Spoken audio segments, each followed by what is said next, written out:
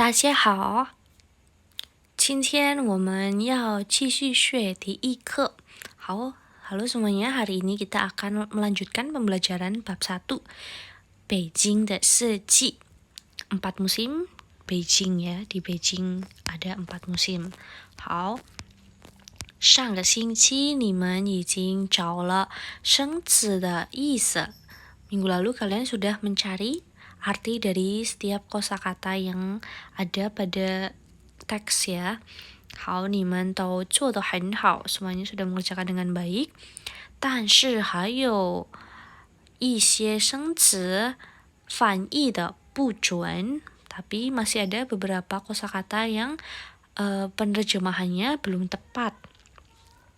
Contohnya adalah nomor 16, 堆雪人. Nah, di sini Lause banyak menemukan yang menerjemahkannya menjadi manusia salju atau tumpukan salju. 堆雪人 itu artinya membuat orang-orangan salju.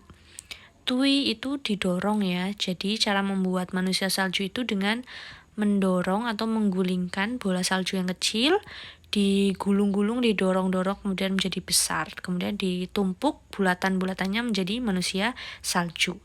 Itu namanya tui shui ren. Selanjutnya nomor 17, Ta Shui Chang, ini artinya perang bola salju. Nomor 18, Rui Shui Zhao Feng Nian. Nah, ini adalah peribahasa ya, yang artinya turun salju menandakan akan suksesnya panen di tahun depan. Oke, sudah ada beberapa teman-teman yang menerjemahkannya dengan tepat. 好的，第19, selanjutnya nomor 19, Chang. Oke, Chang ini sebenarnya artinya bisa lapangan atau lahan atau bidang ya. Tetapi di sini artinya adalah kata satuan untuk peristiwa seperti turun salju atau turun hujan. Contohnya, 下了一场大雪，下了一场大雨, turun selapangan atau sebuah hujan yang besar atau salju yang besar. Oke, dalam bahasa Mandarin ditambah 一场大雪，一场大雨. 好, selanjutnya nomor 22, xian hua artinya bunga segar. Xian ini dari kata xin xian. Nah, hua bunga. Jadi xian hua artinya bunga segar. Selanjutnya adalah Qingsi, nomor 24, Qingsi, pemandangan. Dari yang Lause koreksi kemarin, ada yang mengartikannya menjadi melihat. Nah, Qingsi ini artinya pemandangan ya, sama dengan Fengjing. Selanjutnya, 25, 25, Guoqingjie, itu artinya hari kemerdekaan Tiongkok. Nah, dari beberapa yang Lause temukan itu kalian mengartikannya menjadi hari nasional. Nah, hari nasional yang seperti apa? Kalau di Indonesia hari nasional ada hari buruh, hari guru, hari Pancasila, hari pahlawan. Nah, kalau Guoqingjie ini khusus hari kemerdekaan. Selanjutnya, 26, tuoma. Nah, ini baru kita pelajari di mata kuliah tata bahasa ya, artinya betapa, begitu, atau alangkah, sama dengan sangat ya artinya. Hao, selanjutnya, qin lao, ini rajin atau tekun dalam bekerja. Shan liang, ini artinya baik. Selanjutnya, di sanshi, nomor 30, ada re-ai, yang artinya mencintai atau mengagumi. Nah, ini hanya untuk benda saja ya atau pekerjaan, tidak boleh untuk orang. Kalau untuk orang cukup pakai ai. Misalnya re-ai guojia, sangat mencintai negara. Re-ai shenghuo, mencintai kehidupan, atau bisa juga menghargai ya di sini. Re-ai gongzuo, berarti menyukai atau mencintai pekerjaannya. Selanjutnya, 31, youhao, artinya ramah atau friendly. Nah, kalau teman baik itu hao pangyou. Hao pangyou itu teman baik. Kalau ramah itu youhao. Mirip dengan reqing. Hao di 32, 32, qin ai, artinya yang terkasih atau yang tersayang. Qin ai de pengyou men. teman-teman yang ku sayangi. Nah, ada beberapa yang mengartikannya menjadi menjadi hormat, yang terhormat. Yang terhormat itu bahasa Mandarinnya 尊敬. Contohnya 尊敬的老师们, dosen-dosen yang terhormat atau guru-guru yang terhormat. Itu pakainya 尊敬. Nah, kalau tersayang itu 亲爱. Oke, selanjutnya nomor 33, 愿 artinya berharap. 好，现在我们看练习, kita lihat latihan. Di sini dalam tabel sudah ada bahasa sumber, transfer padanan, dan restrukturisasi. Kita ingat kembali materi yang minggu lalu yaitu proses penerjemahan.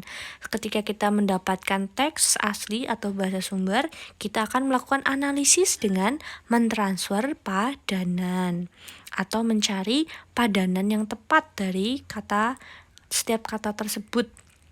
Selanjutnya setelah kita transfer padanannya, kita akan melakukan restrukturisasi atau penyusunan kembali, di mana di situ kita akan melakukan evaluasi dari setiap kalimat-kalimat atau susunan-susunan kosakata tersebut agar lebih sesuai dengan tata bahasa dalam bahasa sasaran, di mana di sini bahasa sasarannya adalah bahasa Indonesia. Oke, kita lihat yang pertama ya. 春天来了, musim semi datang sudah. 春天 musim semi, 来 datang, 了 sudah. Itu bentuk transfer padanannya. Kemudian kita restrukturisasi menjadi musim semi telah tiba. Oke, di sini sudah disusun kembali agar lebih sesuai dengan tata bahasa dalam bahasa Indonesia yang biasa kita gunakan sehari-hari. Oke, jika kita bilang musim semi datang sudah, kan seperti janggal ya. Lebih umum kita menyebutnya musim semi telah tiba. Oke, kita lihat selanjutnya. 树绿了, 花开了, 天气暖和了. Bentuk transfer padanannya, pohon hijau sudah, bunga terbuka sudah, cuaca hangat sudah. Oke, bentuk restrukturisasinya, pohon berhijauan, bunga bermekaran, dan cuaca mulai hangat. Oke, perbedaannya di sini, lause tambahkan kata dan ya sebagai kata sambung agar lebih luwes. Jadi lause tambahkan kata dan. Oke, selanjutnya di sini adalah 姑娘和小伙子们打扮得漂漂亮亮的. Bentuk transfer padanannya, gadis dan pemuda berdandan cantik. Nah, bentuk restrukturisasinya, gadis dan pemuda berdandan cantik dan rapi. Nah, di sini lause menambahkan kata rapi karena di situ ada kata pemuda ya. Pemuda tidak mungkin berdandan cantik. Nah, meskipun lause tambah kata rapi di sini, makna yang ada dalam bahasa sumber tidak berubah ya, tetap sama. Kemudian selanjutnya, 他们在湖上划船，在花前照相，公园里充满了年轻人的歌声和笑声。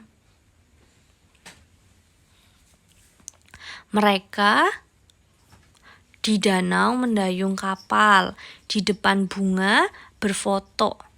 Taman dalam penuh dengan suara tawa dan nyanyian anak muda. Itu bentuk transfer padanannya.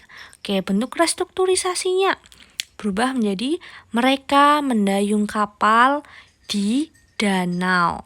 Nah, masih ingat ya kalau kata cai atau kata di, kalau dalam bahasa Mandarin itu letaknya di belakang subjek, sedangkan kalau bahasa Indonesia keterangan tempat letaknya di belakang. Jadi pada dalam bentuk restrukturisasi di sini berubah menjadi mereka menayung kapal di danau, berfoto di depan bunga-bunga. Selanjutnya di dalam taman dipenuhi suara nyanyian dan tawa anak muda.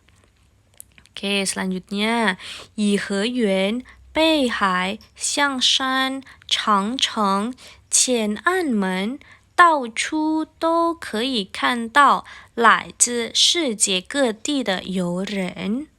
好， Yiheyuan. Di sini transfer padanannya Summer Palace, kemudian Beihai, Taman Beihai, Xiangshan, Gunung Xiang, tembok besar Cina, kemudian ada Tiananmen. Di mana-mana bisa melihat datang dari berbagai tempat di seluruh dunia turis. Oke, masih sangat kaku ya.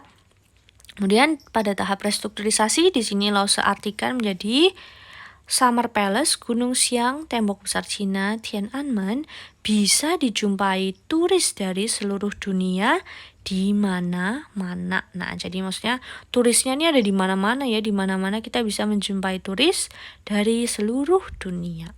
Oke, nah dari soal nomor pertama ini bisa terlihat ya bedanya transfer padanan itu seperti apa, kemudian restrukturisasi seperti apa. Nah, transfer padanan ini benar-benar hanya mentransfer padanan ya, kata demi kata misalnya seperti itu. Kemudian setelah ditransfer padanannya, kita masuk ke tahap restrukturisasi di mana kita melakukan penyusunan kembali agar kosakata atau klausa-klausa tersebut lebih sesuai dengan tata bahasa dalam bahasa dalam bahasa sasaran, yaitu bahasa Indonesia.